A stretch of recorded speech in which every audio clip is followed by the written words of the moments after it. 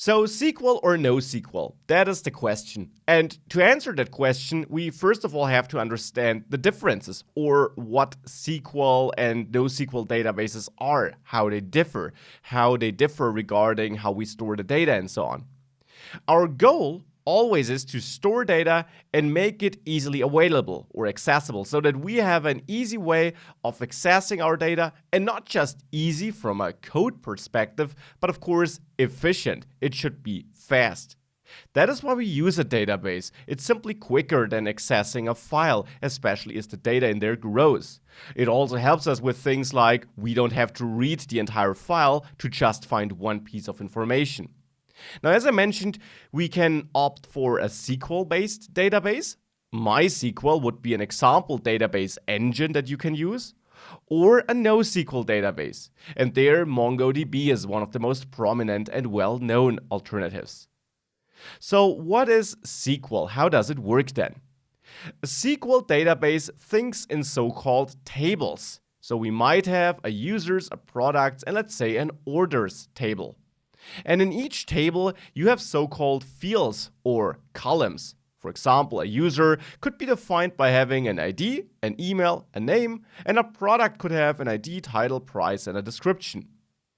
Now, we fill in data for these fields, so-called records. So basically, the rows in our tables. For example, here we get a couple of users with their data, and we get a couple of products too. SQL-based databases also have one important thing. They allow you to relate different tables. For example, an order could simply be described as a connection of a user and a product, right? Because a user might order a couple of different products and a product might be ordered by a couple of different users. So basically, we have such relations in SQL-based databases. Here, we can see one example relation.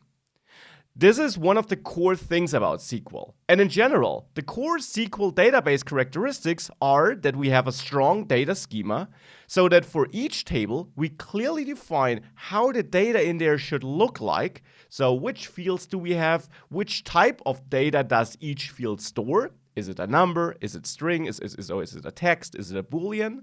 So that we have this strongly or strictly defined schema, and all data in a table has to fit the schema for this table. This is really important. So this schema, this definition of how the data has to look like, is one core thing in a SQL database. We also have relations between our data. That is another core characteristic of SQL-based databases. We relate our different tables with basically three important kinds of relations: one-to-one, one-to-many, or many-to-many.